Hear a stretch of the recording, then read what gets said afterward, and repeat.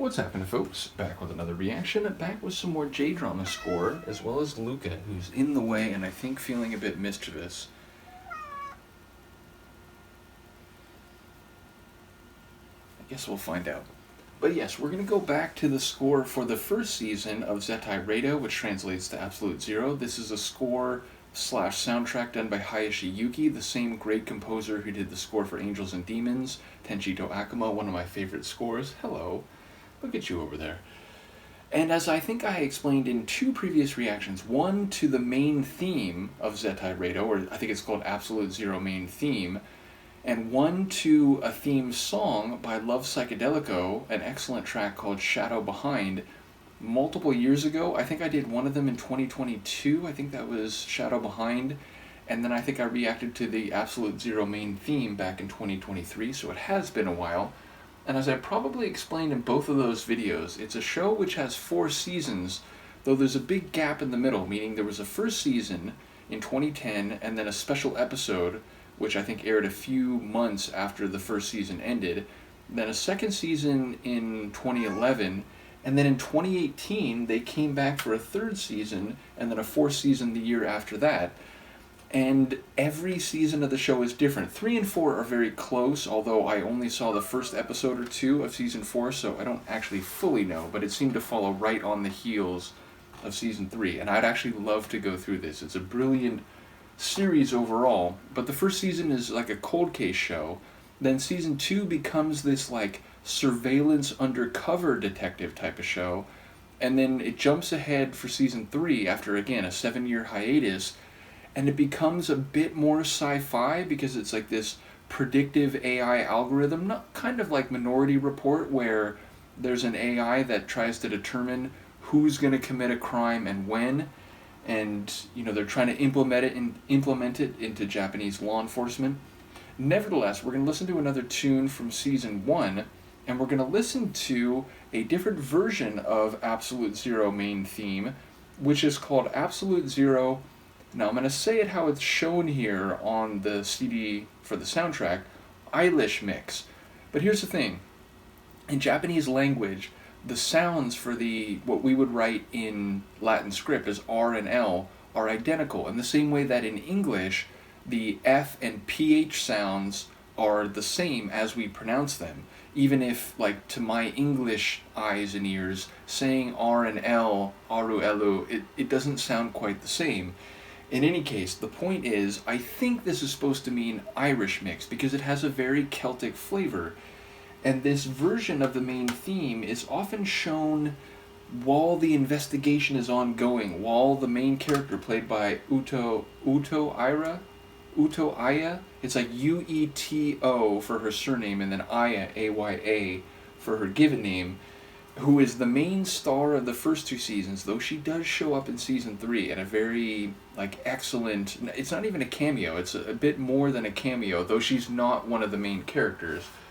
In any case, the Absolute Zero Ilish mix, or Irish mix, is often used in, the middle of the episode when the investigation is picking up some momentum, but there's still work to do.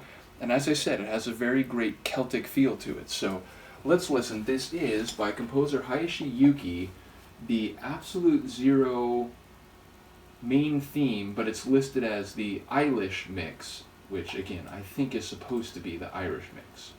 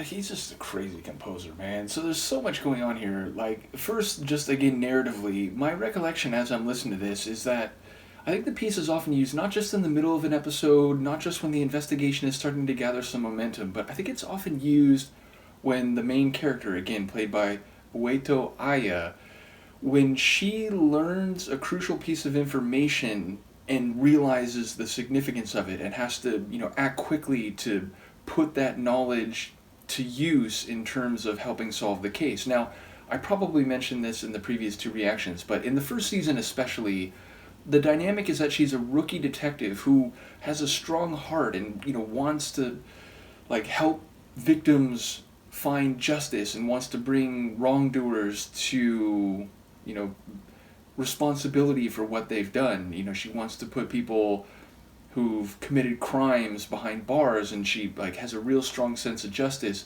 but she's naive and she's a bit green, as they say, so she makes rookie mistakes and sometimes causes problems for an investigation because she lets her emotion drive her behavior a bit too much. And so there is this dynamic where she sort of gets in trouble with other members of the team, one guy in particular, because she keeps kind of overstepping what a typical or professional investigator should do. But her what's the right word?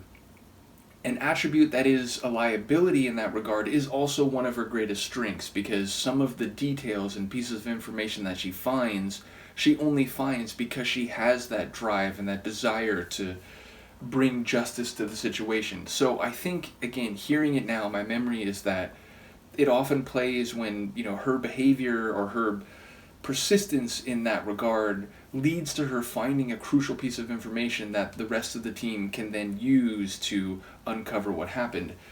And then the composition, again, I feel like it has that Celtic vibe, especially with the fiddle or violin, but I didn't remember there was a saxophone in there was a woodwind type of flute, and then the lower end there was that driving heavy bass, even with a bit of an acidic sound.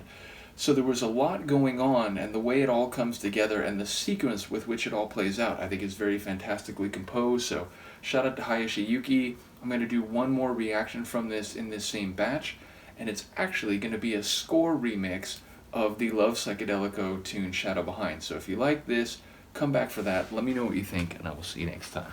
Peace.